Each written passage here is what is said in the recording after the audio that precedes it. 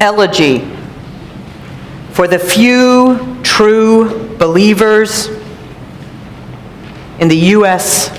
democracy. Rest in peace, November 8th, 2016. I awake in a world unfair, precious dreams now hard to dare. Hate's champion has won the crown. Rights are fisticuffed, sweet joys drown. Democracy, you won my love, your far horizon poised above, and though your promise never arrived, we always thought it had survived. Spirit, our resolve must know the strength to mourn, to grieve, to show fierce, sacred love to those most vulnerable, and defend for them the welcome table.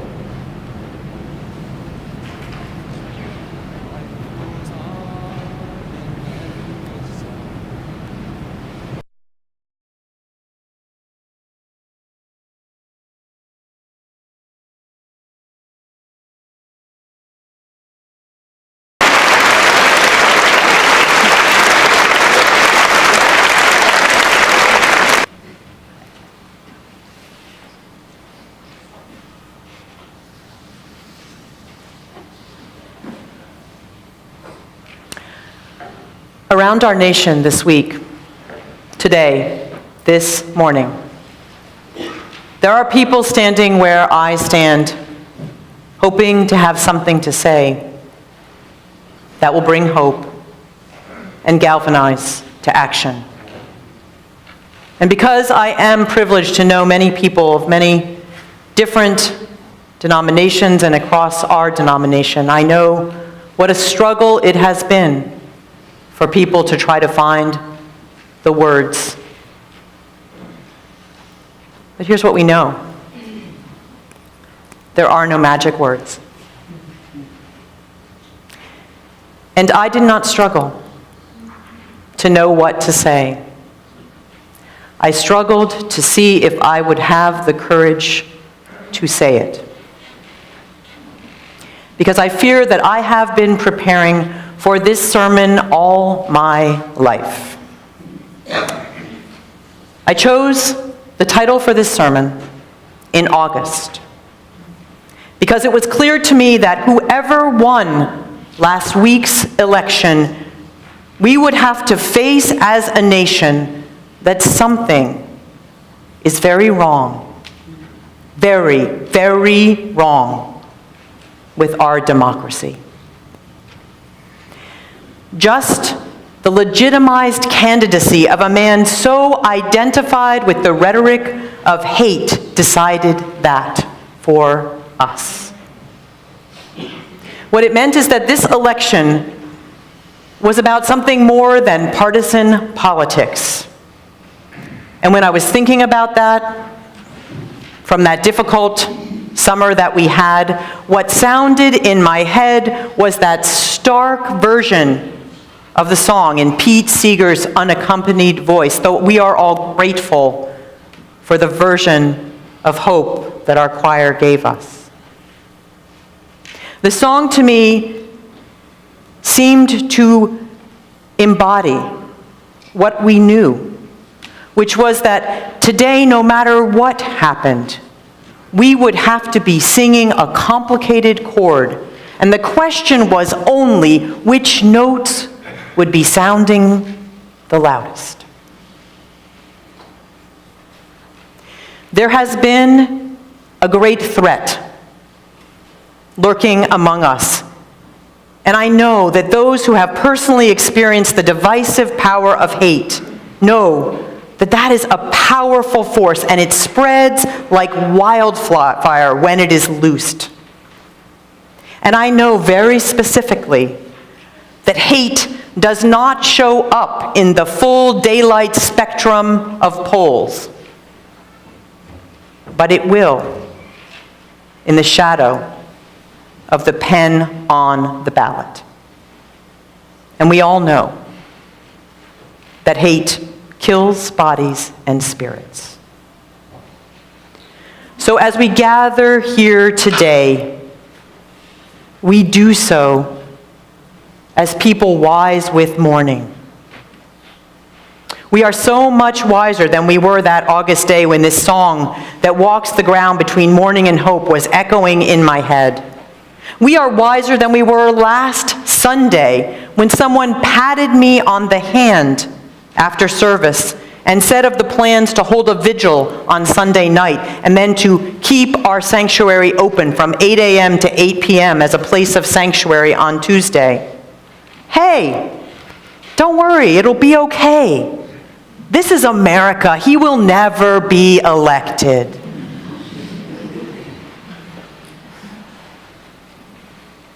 And we are so much wiser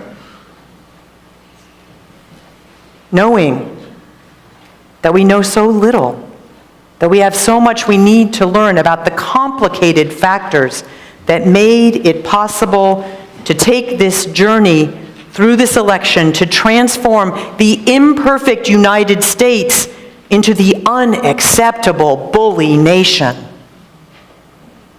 For some among us today, the mourning is for a dream deferred, and for others among us today, we need to hold that it is about the utter terror of knowing that your very person may be subject to abuse. On Wednesday night, as Linda said, we gathered here for a service of grieving together because when we are grieving, we need one another. And I said then, and I'll say again now, that we have a choice in this time. We can hold to the belief that many in our nation have that there are some people who are good and some people that are evil, and it's just about a debate to say which group is which. Or we can hold from our particular religious heritage the knowledge that is much more complicated than that. That all of us have the capacity for good and all of us have the capacity for the division that makes for evil among us. And if we accept the message from our particular religious heritage, then we have a lot of work to do. Because we're going to have to start listening to the many disenfranchised people who made this terrifying new world we live in possible. We only have quiet notes to hear in our song right now, but here is one we know. We knew, even back in that other world of August, that something was dividing us and keeping us apart, and that we were endangered by it. And we know today with a heart-stopping clarity that we are still in that danger. And as we try to cling to that rock that says, love, not hate, is the Lord of heaven and earth, our singing can sound a little bit more funereal, a little more dirge-like, and still we know we must sing. We must find whatever notes we can from that song of hope and keep singing it, and keep singing it, and keep finding our voice. Today, I implore you, there are many visitors among us, and I implore you after this service, yes, talk to your friends and the people you are glad to be with, but also talk to some people you do not know and offer them the same kind of life-giving connection that we give to one another here every week. For we can mourn together even if we are not mourning exactly the same thing. Mourning in the face of senseless acts is necessary and vital, and we also know that despair is a luxury we cannot afford for long. Love sings, and we may have to strain to hear its notes, to hear as we ask whether the bells of freedom thrown in the dust and disrespected and used in a mockingly, almost pornographic way are ringing. We have to listen for those notes as we realize that we are in a critical moment where we must decide how we are going to respond to the events before us, and not just in this day or in this week, but in days and weeks and months and years and decades ahead of us. We are not a people who believe that good things happen to good people and bad things happen to people because they're predestined to have them or because they are not as worthy. We are the people who believe that the greater good of the world depends on our ability to keep hearing the strains of the song of love and humming along over the torrents of insults and slights and mockery of human dignity, which has become our national chorus. We are the people who understand that when given a crisis, our choice is always in how we will respond. And we are people of faith whose tradition is grounded in the idea that we are better together than alone, and that we can find the courage to act, even when we must act without full certainty that what we do will matter. I want to tell you today that I believe in a larger power than what we can just know in our day-to-day life. And quite frankly, this particular week, I think it makes just as much sense to believe in that than it does to believe in the supremacy of human reason and progress. Think about it. My idea of the sacred is grounded in Henry Nelson Wyman's creative good, the idea that we can do together what we cannot do alone, through that process of coming together and making something new, something creative, and that each one of us has a role in creating good. I also believe that when we choose to break ties and destroy the opportunity to create something, then that and that alone is evil. And we know that evil let loose in the world will not concede without resistance, without a deafening chorus of voices in response. And right now, friends, that kind of evil abounds. Remember, I believe that evil is that which would divide us. And I need to say that one of the greatest threats for us today is that we will allow ourselves to be divided because we have different ways of looking at what we face together now.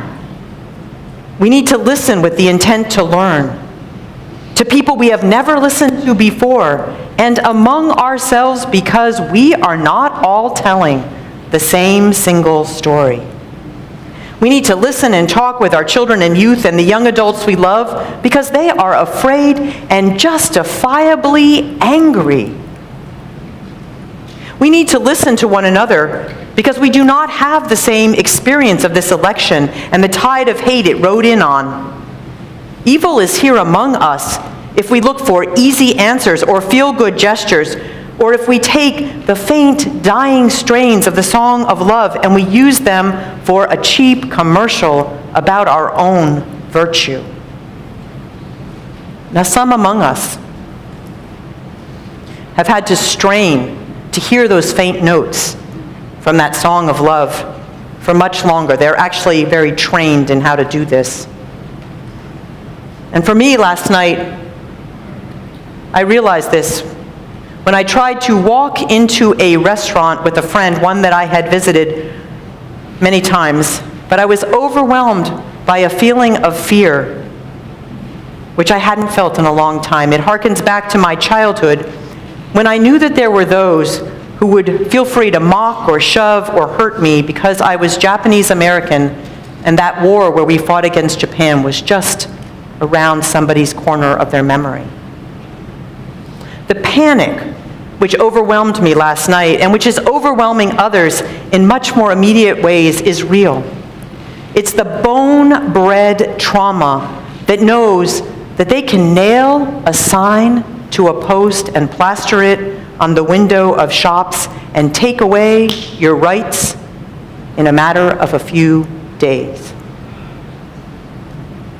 And those who are fighting mass incarceration and immigration abuses, and for the rights at Standing Rock, and for the rights to have their bodies unviolated, know this in their bones as well. We need to listen very carefully to the voices of those who are afraid.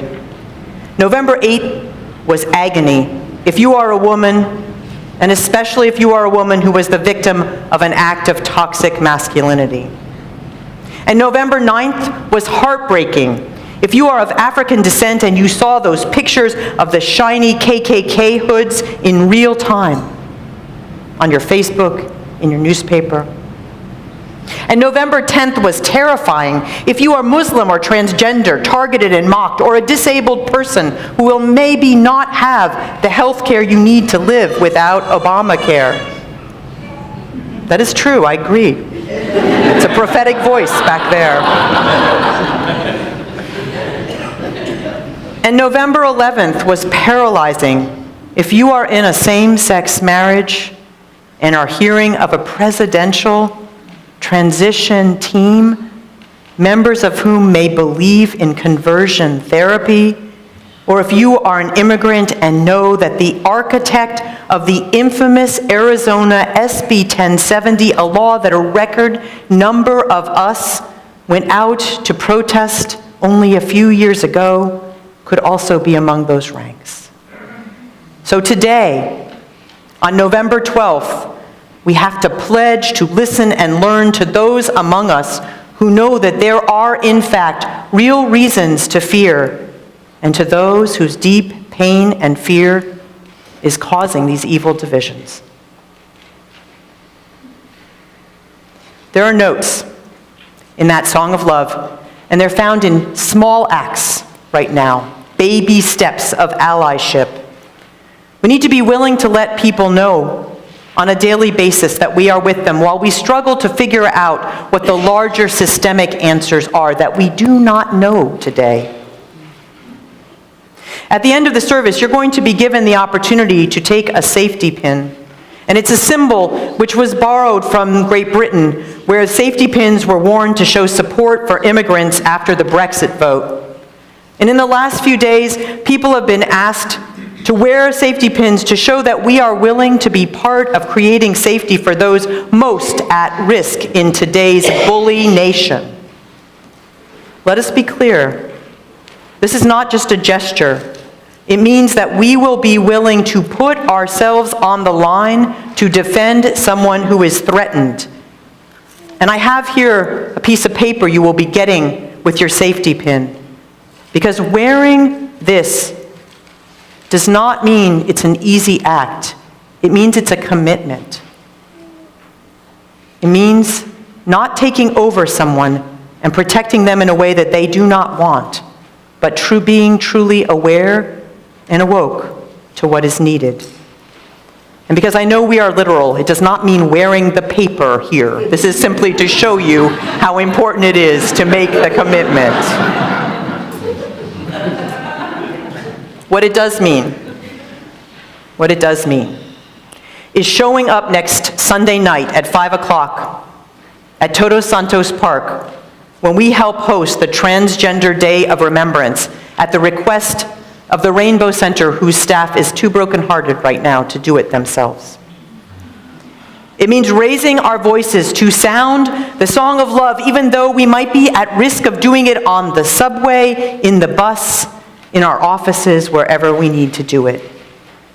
It means knowing that if it's too hard to go home for Thanksgiving this year, we have a feast here each year as well. And if you aren't the type for demonstrations or outward expressions, you can take up other work here too, so that others will have time to do that frontline work down the road. It means being respectful, and especially respectful of those who are most afraid. Do not ignore them because you don't know what to say, and do not overwhelm them either. Offer them hugs, and then understand if any touch is too hard. Hear what they have to say about what they need. And if you make a mistake, as we inevitably do when we practice allyship, then simply apologize and try to do better next time. It isn't about being always on the side of right. It is about being willing to be one who hears and sounds those small notes, to be part of the world where all of us little fish support one another, and not part of the world where we turn on one another in this time. Because then evil wins and hate wins. I believe that we will, in fact, find our singing voices again. And we will do so by paying attention and staying woke and being vigilant. And yes, we need to keep our strength and take media vacations and Facebook holidays. And we may fantasize about California seceding or moving out of the nation. And yet, my friends, I need to say to you, these are all privileged stands because the people most affected do not have these options. At some level, all of these acts are part of the ethic that says that the highest aspiration in this life is getting ours and then shutting the door to anyone who comes asking for theirs. The hijab-wearing woman who must ride the BART every day, or the young adult woman who is heckled by someone who thinks it's funny to repeat the remarks of our president-elect, or the trans person who fears for their life does not have that option. And our environment will not have that option. And when we get past the initial shock of this week, we need to face the facts that much of President-elect Trump's first 100-day plan could cause irreversible damage to both our people and our already threatened environment. We may need, every one of us, to put a little less time and money into fun and a little more into supporting those organizations and associations and partnerships which will be part of the resistance, and I know, will need to be more patient with one another. My friends, look around, because you are all beloved. Look around at one another. It's hard, I know, but look around. Because you are beloved if you helped create this place of sanctuary, the buildings and the legacy, and you are beloved if you contribute to it every week now, and you are beloved if you just walked in those doors for the first time today, needing some place to be with others who mourn and others who are going to keep listening for that faint note of hope. This week has shocked us to our very souls. And for us, who counted ourselves among the last true believers in a kind of purity of democracy, we are struggling, and yet we still know we must count ourselves in the ranks of those who will make a commitment to counterforce. Each one of us is that small fish, and together can take on the bully, the hate mongers, the ones who endanger the lives of our beloveds. You know, if you were never before quite really sure what the point of religion is, this is it. Amen. It binds us to one another and to a larger vision, which is about what we can create together and not what we will destroy among us. It helps us to remember the tune of a better world when the forces of division are drowning out our song.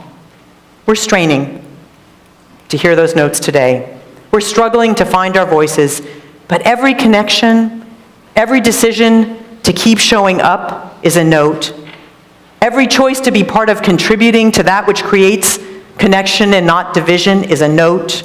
Every effort to affirm the inherent worth and dignity of someone the world is mocking or hurting is a strong chord. And every choice to affirm our connections to one another rather than our differences is part of what will prepare us to sing when our voices are needed. Every effort to listen to those most endangered, every small song is training our voices for the chorus we know will come. We're going to keep singing. How can we keep from singing? We're going to stay engaged. We're going to keep alert. We're going to pay attention. What will be needed in the weeks to come, we have no idea.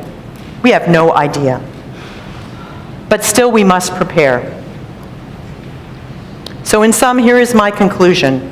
After agonizing, as each of us have done in our own way in this week, this heart-rending, soul-shattering week, here are, to me, our small notes that will become, once again, the loud sounding of the song of our democracy. Resist despair. Choose love. Defy hate. Listen to learn and to connect. Practice true allyship with all its imperfections. Stay woke and vigilant. Await further instruction.